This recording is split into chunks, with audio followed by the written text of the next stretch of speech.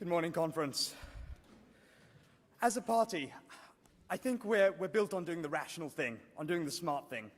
We're not like other parties. We're not driven by ideology to do things for the sake of doing them.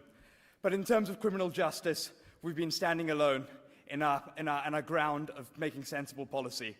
The Tories, as you know, since Michael Howard and the statement that prison works, have been going for a hard agenda. And the same with Labour, through Tony Blair and the statement to be tough on crime and tough on the causes of crime.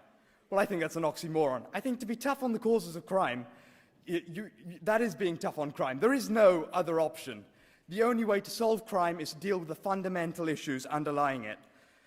But unfortunately, the attitudes of the two main parties have driven overcrowding, and this does not solve the causes of crime. And this is causing great humanitarian, social, and economic impacts for the country. There are some figures in the motion that I've given you already in your booklets, but these data, unfortunately, are getting worse and worse. The prison population now is 85,476. Two-thirds of all our prisons are beyond 100% capacity. We have the most overcrowded prisons in Western Europe. But it's not just about the simple sake of overcrowding. It's about the deaths these cause.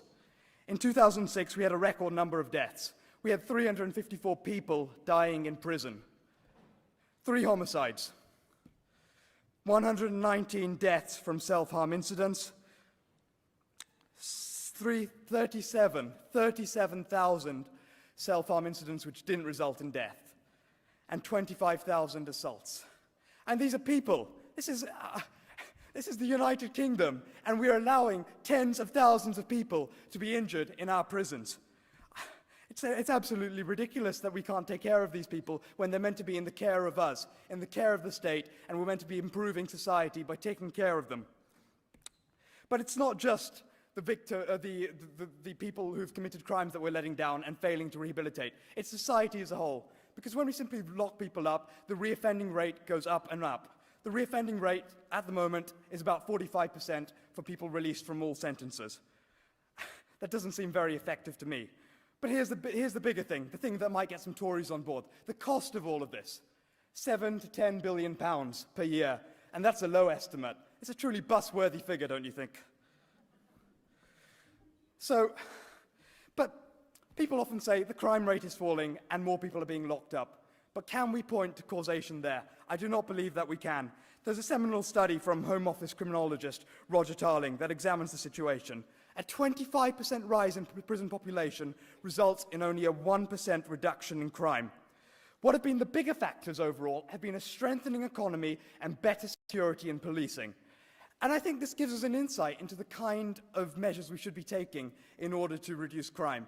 A strengthening economy means jobs and careers. If we provide prisoners with a decent education, which enables them to get on in the world, get a good sense of purpose, a decent wage, and suitable housing, and enables them to live as part of society once they're released, we can drastically cut crime. A latest Ministry of Justice study looking at work from the Prison Education Trust estimates that there can be a 25% cut in reoffending from simply introducing more education programs. It's not just about education, though, it's other things. And as Liberal Democrats, we passionately believe in dealing with health problems outside of the criminal justice system. And so I'm very glad that in previous conferences we've passed good policy on decriminalizing personal possession of drugs. These people should be treated for their illnesses, not criminalized and stigmatized and made to feel that they're not part of our society.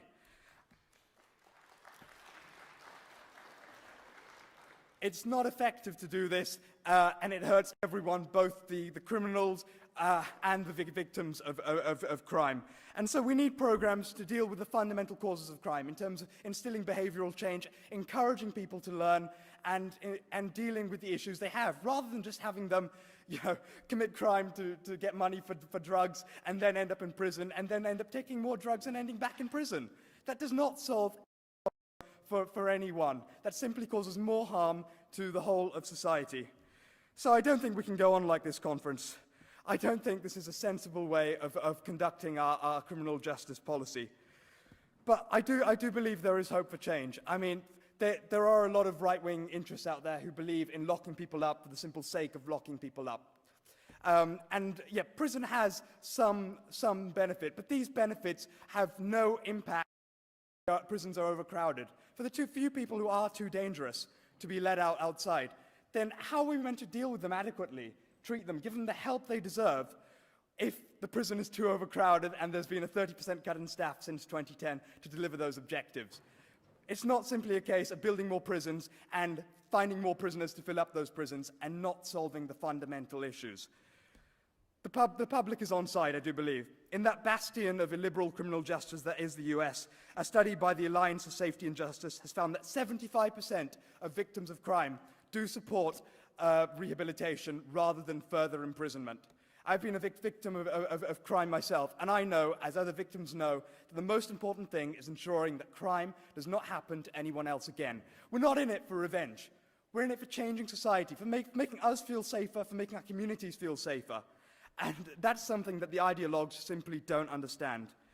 But we can change this. We do need to act intelligently, we need to act rationally, and safeguard the public interest. Safeguard our finances, safeguard our communities, and safeguard the people we're meant to be helping. Because this is meant to be a civilized society.